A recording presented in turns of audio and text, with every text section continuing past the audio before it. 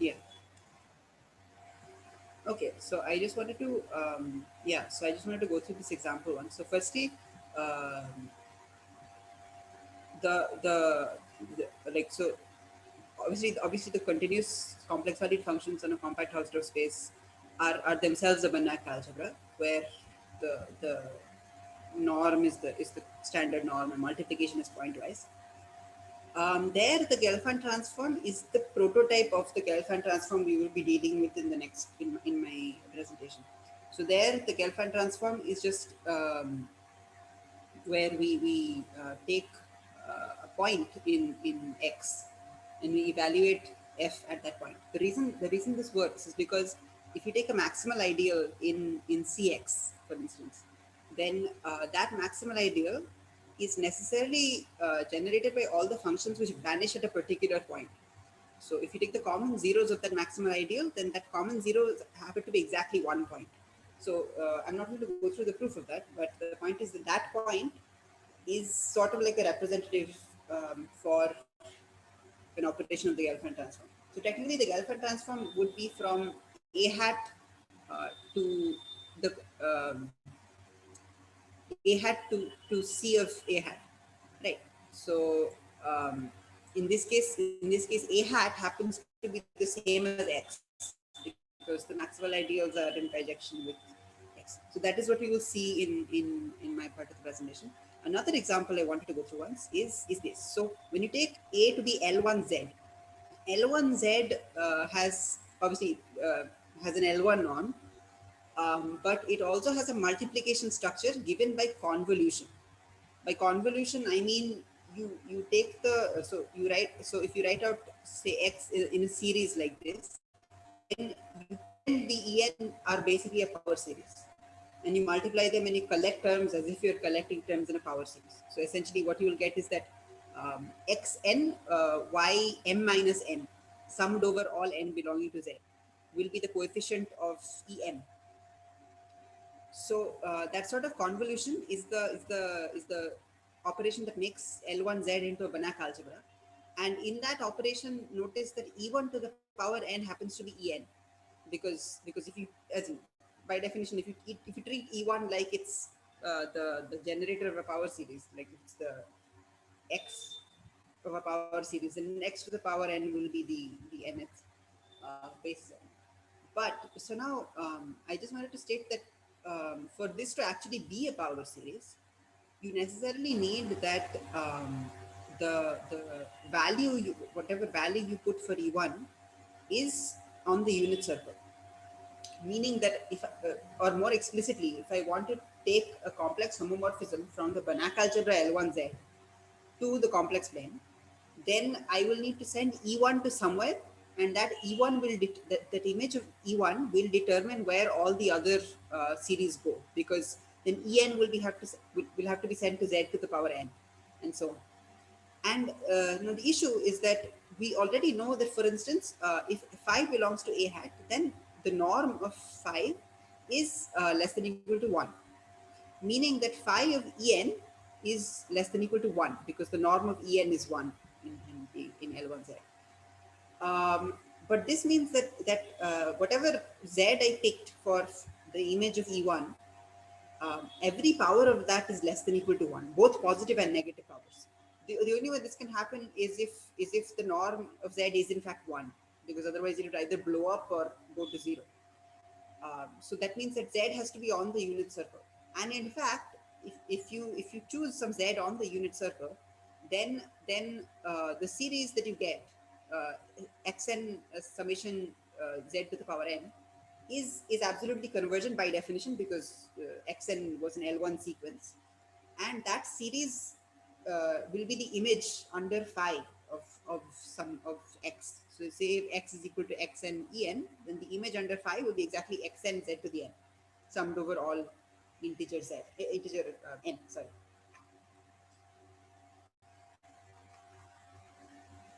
So now that means that maps from as in complex homomorphisms from L1Z, the Banach algebra,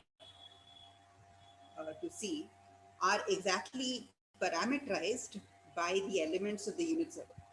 that is, A hat can be thought of as the unit circle itself.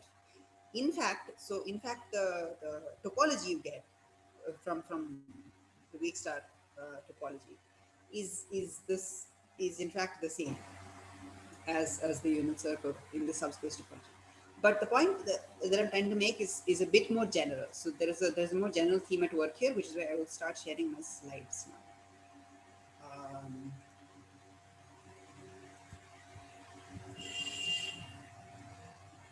Oh, so the So topology with respect to the Weakstar topology is also the same as the topology on the circle.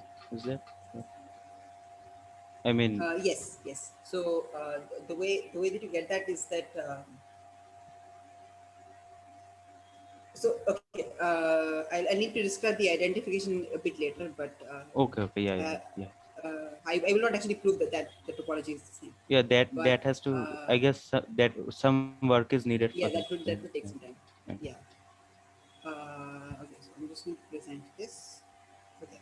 So now, so in general, if G is a locally compact topological group, or for now I'm just going to say G is a compact topological group, then you can construct a measure on the topological group which is left invariant, in the sense that if I take a set, say E, the measure of that is the same as the translate of that set by any group element. Notice that a group a translation by a group is a homeomorphism of a topological group. That's what being a topological group means. Um, okay, so now firstly, by Riese's representation theorem, if I take a continuous homomorphism from L1 G comma Mg to C, then it has to be of the form integration with respect to some measure, as in that it is of this form is a more a specific fact, but it has to be the integration of f with respect to some measure. Now, by the fact that it is a homomorphism, if you write this out, if you write out, say, phi of f star, the indicator function of E, then you will get. So okay, so first of all, notice that whatever measure this is has to be absolutely continuous with respect to Mg, because if I take some indicator function of a function that has zero measure with respect to Mg, then that is equal to zero in L1 GMG, meaning that phi of that indicator function has to be zero, meaning the integral of that indicator function over the measure that you have has to be zero, meaning that the measure itself is some gamma t times some gamma t bar. The bar is just the bar does not matter, but some gamma t times dmg itself, because I've shown that one measure is absolutely continuous with respect to mg.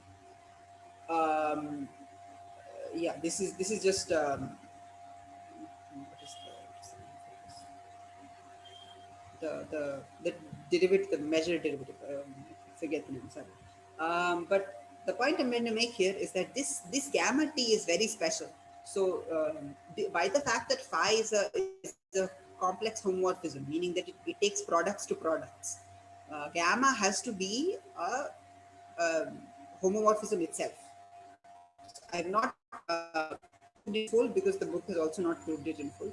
But the point I'm trying to make is that if you write out what it means for phi of f star integral E to be phi of f times times phi of the indicator of E, you will notice that that equation. So if you write f star indicator of E in the convolution by expanding the convolution, you will notice that that equation implies that gamma has to be a homomorphism, at least when put under an integral. And then once you know that it is a homomorphism, you can show continuity by the continuity of phi, essentially. So, once you show that it is a homomorphism, showing the continuity is not that hard, because dmg is invariant under translation of by some element a. So this integral is the same as f at gamma bar at dmg at, and dmg at is the same as dmg t. Gamma bar at is gamma bar a times gamma bar t. So gamma bar a will come outside, and this will be the same as phi of f compose left translate by a. So now f compose left translate by a varies continuously with a. So that means that the gamma bar of A must vary continuously with A. So all that means is that the final function gamma you get is a continuous homomorphism from G to S1. The reason for it being S1 is the same as the reason earlier for that Z being in the unit circle, because otherwise it will not be an L1. This integral will not always exist. Because the norm of this integral has to be the same essentially as F.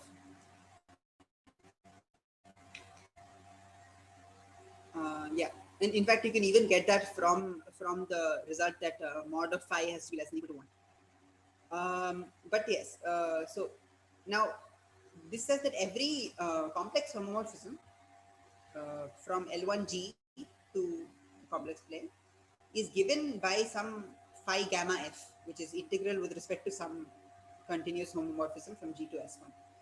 It is also this correspondence is also bijective, because if gamma 1 and gamma 2 give the same phi, then you can show that this difference, which is supposed to be 0, is the integral of gamma 1 minus gamma 2 square over some e, because I'm multiplied by chi e here. So that being 0 for every e means, and by the continuity of gamma 1 and gamma 2 means that this difference has to be 0. But okay, so all of that goes to show that basically the complex homomorphisms of L1G and G, the Banach algebra, are given exactly by continuous homomorphisms from G to S1. So this is the relationship between L1 GMG hat and G hat. Notice that G hat means something different than L1 GMG hat. Yeah, so this is an abusive notation technically. But then the Gelfand transform that we have, what does it do? It takes it, so F hat will take phi to phi of F, meaning that F hat of say gamma, so every phi corresponds to some phi gamma, right? So we can think of F hat as acting on gamma. So F hat acting on gamma will take gamma bar and integrate with respect to F over mg. And this, if you notice, is exactly the same expression that you want to get Fourier transforms. Because so if, for example, if my topological group was Z, then my left invariant measure has to be the counting measure, or it doesn't have to be the counting measure, but notice that a left invariant measure happens to be the counting measure,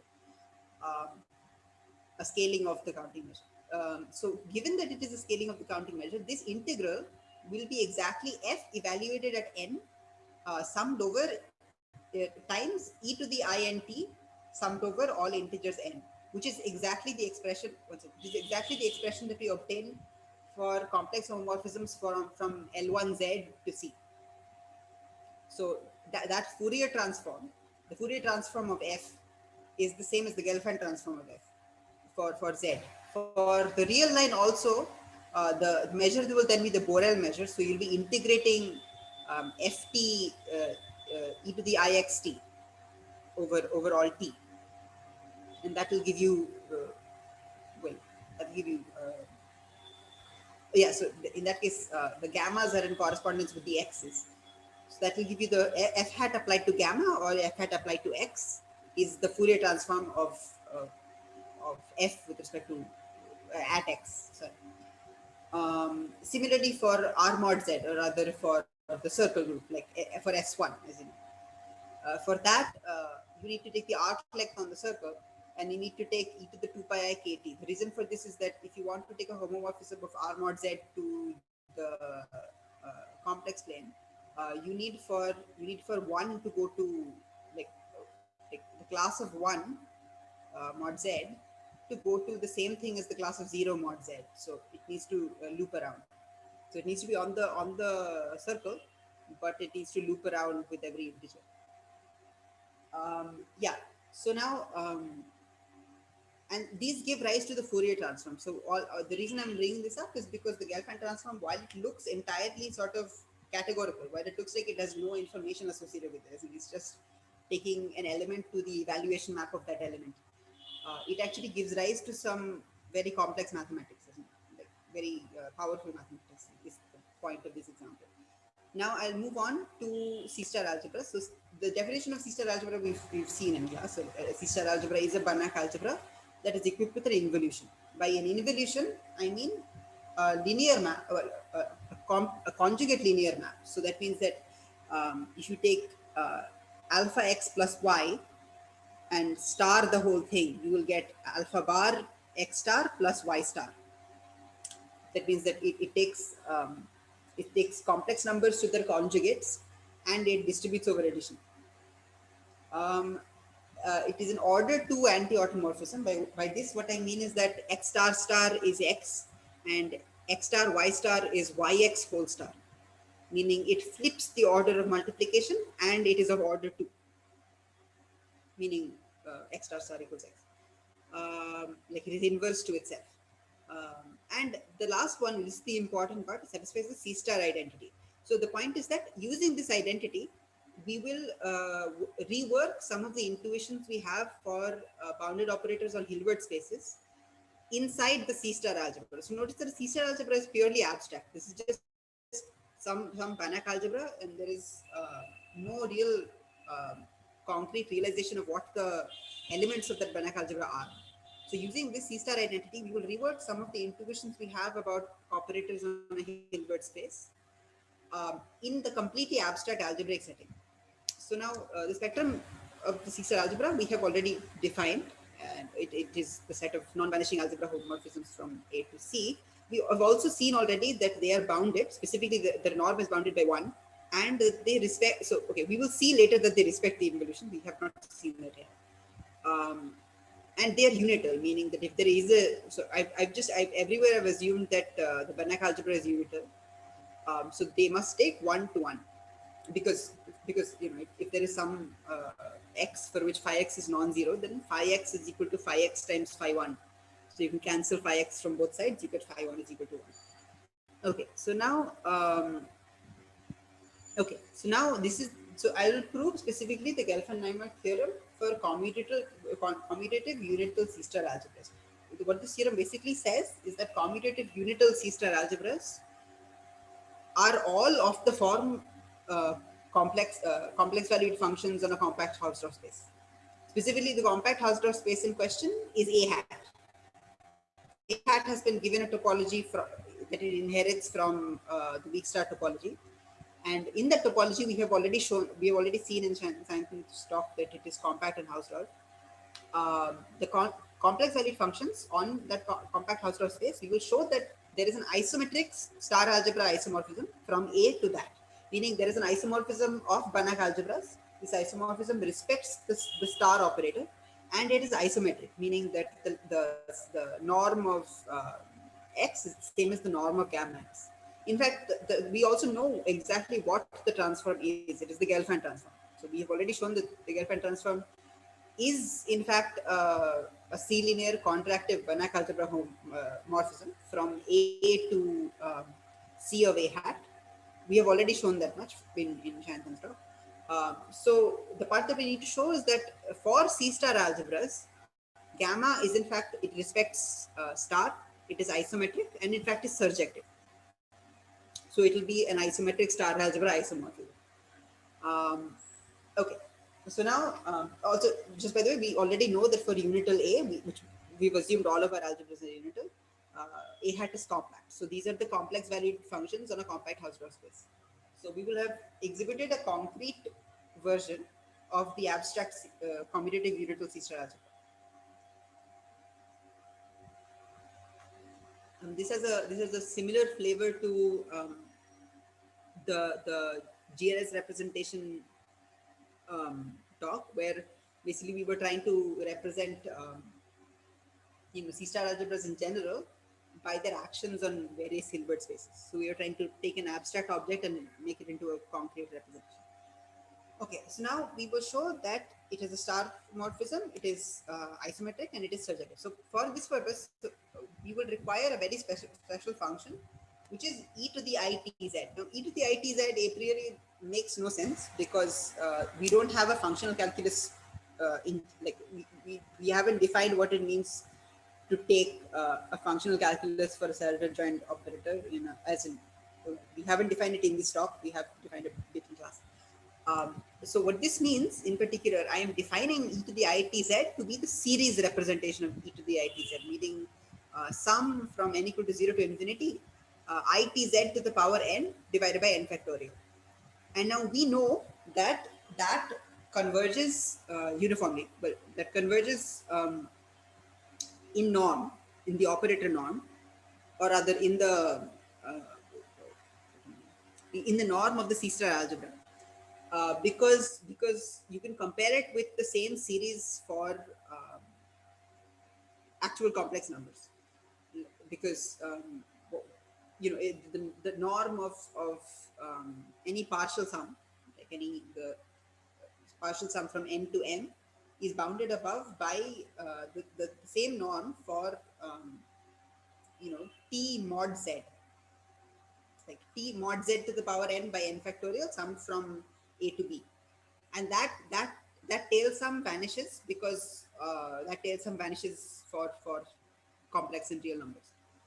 Right. So this is a convergent series in the operator norm. So it defines some well-defined function, and more importantly, that well-defined function, because uh, so notice, okay, so firstly, from the C-star identity alone, we know that star is a continuous map, because you can see this by the, say, the the Banach identity. So as in mod x square is equal to mod of x star x is less than equal to mod x star x, mod x star mod x. So if you cancel the mod x, you get mod of x is less than equal to mod of x star. Now if you replace x with x star, you get mod of x star is less than equal to mod of x, meaning that x going to x star is an isometry. X is the same length as x star. So now what that means is that uh, yeah, so now what that means is that I can take the star into my power series. As in, if I take e to the itz and I star the whole thing, then I can take that star into the power series term by term, because it's continuous in the operator norm. But if you take the star term by term, you will notice that itz to the power n whole star is just minus itz to the power n, as in, because the star operating on the complex number I will give you minus I, the star operating on the real number t will give you t, and star operating on the self-adjoint operator x will give you x itself. So for all this, I've taken a self-adjoint x and I've taken some phi belonging to a hat. So now firstly note that phi okay, so yeah, that means that e to the itx whole star is e to the minus itx, and if you multiply those two together and you expand the series, so for the same reason as it would happen for real numbers, e to the itx times e to the minus itx is equal to 1, which means that this x star x is equal to 1. So that means the norm of x squared is equal to 1, meaning the norm of x is equal to 1. So e to the itx has norm 1. Okay, so now so okay, just to be clear, because so in general, if you take e to the x and e to the y, e to the x times e to the y is not e to the x plus y in the way that it is for real numbers. But if you expand the series and x and y happen to commute, then you can perform the same manipulations as you would perform for real numbers to get that e to the x times e to the y is equal to e to the x plus y. So which is why e to the itz is actually a continuous homomorphism from the real line into your Star algebra. Okay, so now the order of this proof will be that basically I'm trying to show the gamma of z star is equal to gamma of z whole star. Right. So I take some phi in a hat, and that has norm 1. We have seen that it has. Have we seen that it is norm 1? Yeah, we have seen that it is norm 1, right? In reshape I just talked. Yeah, so now we have seen that it is norm less than equal to 1, and we have seen that phi 1 goes to 1. So yes, we have seen that the norm is 1. And now phi commutes with e to the itz, as in because phi is continuous. So I can take phi into the power series summation itz to the itz whole to the n by n factorial, and phi will go and hit the x part. So e to the it phi x is the same as phi of e to the itx, which is what I've written here. Right? And we have already seen that e to the itx has norm 1. So putting all of that together, you get e to the it phi x, which is the same as phi of e to the itx is less than equal to the norm of e to the itx, because phi has norm 1, which is 1. But then this is impossible. As in, this is, I'm essentially replicating the same reasoning that we did with the L1Z sort of. But if e to the itx is instead of norm less than equal to 1 for every t, then it must be that phi has no imaginary part, because if phi had an imaginary part, then at least for some negative or positive t, e to the it times that imaginary part would blow up. So that means that phi x has to belong to R. So this replicates. So this sort of replicates the proof that this, the so-called spectrum of a self-adjoint operator is real in the abstract context of C-star algebra. So that means that if I take a self-adjoint x, then phi x has to be real, irrespective of what phi was. So now you can express any operator in general as a combination of two self-adjoint operators, as in z can be written as z plus z star by 2 plus z minus z star by 2i times I, right? And both of those are self-adjoint because one is both in the standard way. But the point is that if you gamma z star to phi and you expand z as a plus ib, then you get that phi of z star is phi of a minus ib. And we know that phi a is real and phi b is real. And phi is complex linear.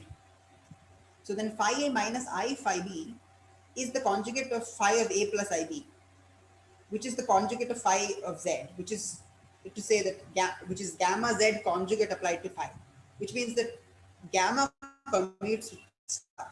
So gamma of z star is the conjugate of gamma z, which is the star operation on the C a hat side, because yeah, that means that gamma is a star morphism. To see that it is isometric is not that hard. So we already know that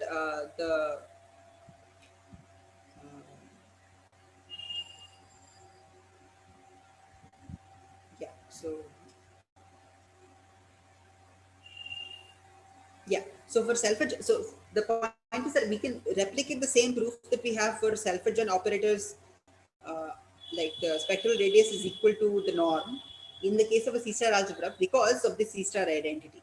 So if x is equal to x star, then the C-star identity says that mod of x square is equal to mod of x whole square. So you can repeatedly use that identity to get that mod of x to the 2 to the n is mod of x to the 2 to the n. So that means that the spectral radius formula, so if you take only the sequence 2 to the n, you will get mod of x to the 2 to the n to the power 1 by 2 to the n is exactly mod x. And the limit is there for mod x. And that limit always exists. So no matter what sequence you take it over, you will get the same answer. So the same reasoning that worked to show that a self-adjoint operator has spectral radius mod x works in C-star algebra as well. So if you take a self-adjoint x again, then mod of x is the spectral radius of Rx, which is the norm of gamma x, which means that for self-adjoint operators at least, gamma is an isometry. And then we use the same reasoning that we used basically in the bounded operators on a Hilbert space case, which is that mod of gamma z squared is mod of gamma z star gamma z. This is just the C-star identity.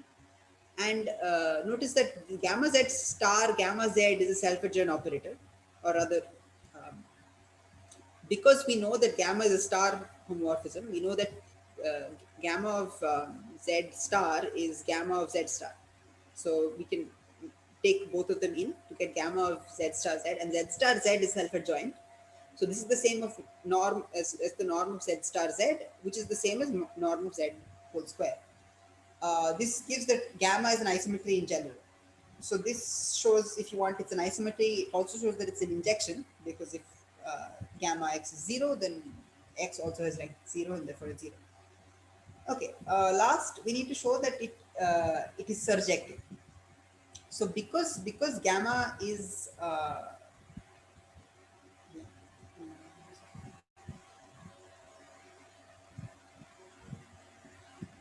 yeah, so gamma of A is a closed star algebra of C of A hat, because it is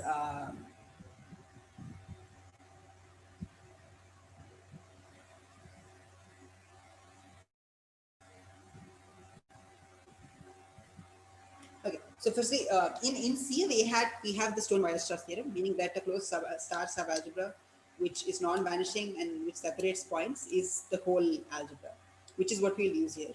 Now, we have assumed that the algebra is like A is unital, so it has the one function. So it has a unit, and that unit gives rise to a unit function, right? Which is exactly gamma of 1. This gamma of 1 is in C of A hat, and that is the constant 1 function, because gamma of 1 applied to phi is phi of 1, which is always 1, because we know that everything in A hat is unital, right?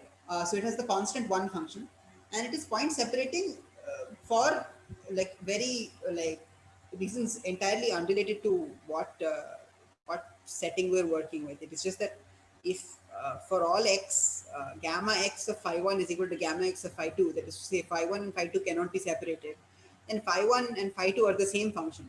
So phi 1 applied to x and phi 2 applied to x are the same for every x, which just says the phi 1 and phi 2 are the same function. Um, so now this one applies to this gamma A. So gamma A must be all of C of A hat, which means that gamma is surjective, which proves basically that there is an isometric star algebra isomorphism from A onto C A hat. And the underlying intuition for what is happening is that this says, so notice that C A hat is sort of the algebraic analog of A hat to the space, because any continuous map between two compact Hausdorff spaces x and y gives rise to a map, like a homomorphism of algebras between cy and cx, given by the pullback operation.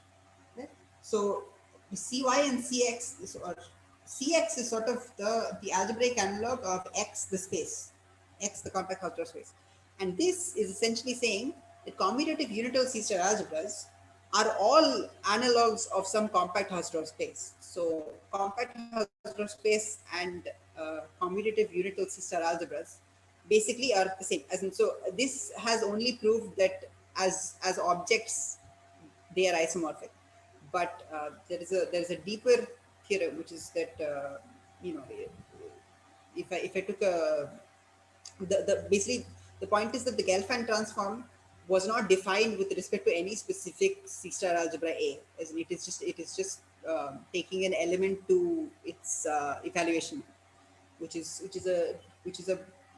something that has meaning irrespective of what the algebra A is. Um, right. So if I have, I'm just adding on for some perspective here, which is that if I have bounded star homomorphism from A to B, then this induces a map on the CA hat to CP hat side as well, and vice versa. Because this gamma is a bijection that this gamma is an isomorphism that is defined without regard to what A and B are. Right. So I will not prove this, but what this shows is exactly that the, this correspondence between A and CA hat, it goes slightly deeper than just them being isomorphic to something concrete. Um, and lastly, there is a homeomorphism of compact Hausdorff spaces from X to the hat of CX. So, which is a sort of Gelfand transform of its own. It is a Gelfand transform of points. So it takes the point X to the functional on Cx, which takes f to fx.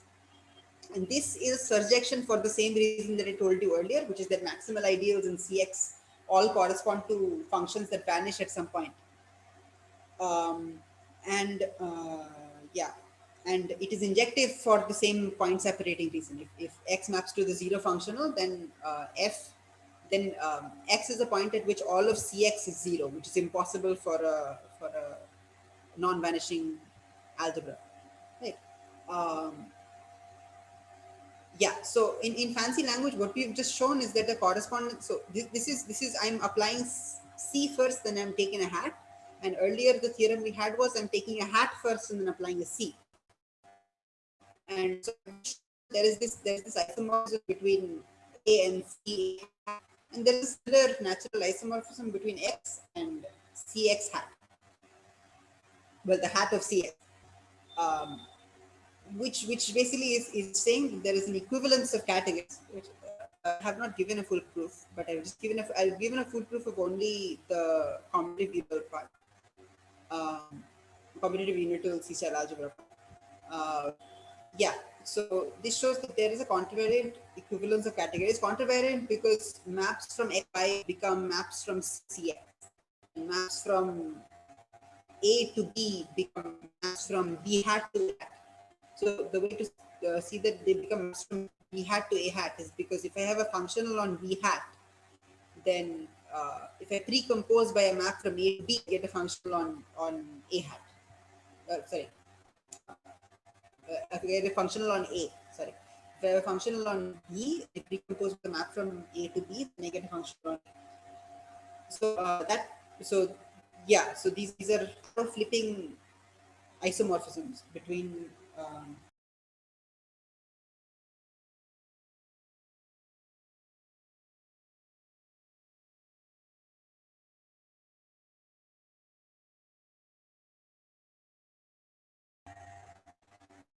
I'm sorry, yeah. So this uh,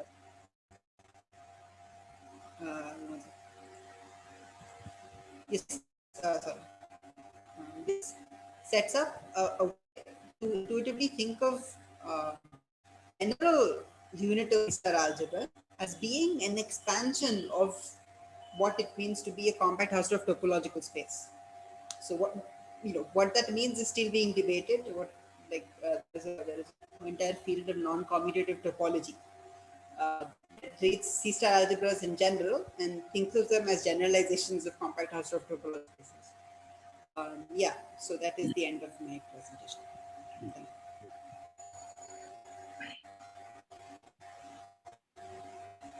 Any questions?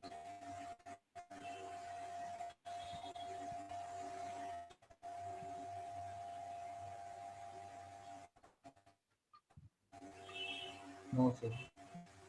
Okay, thank you, Dia. So we can discuss it later also. You can go through it again and we can discuss it during the session. Yeah, So sure. it's not required.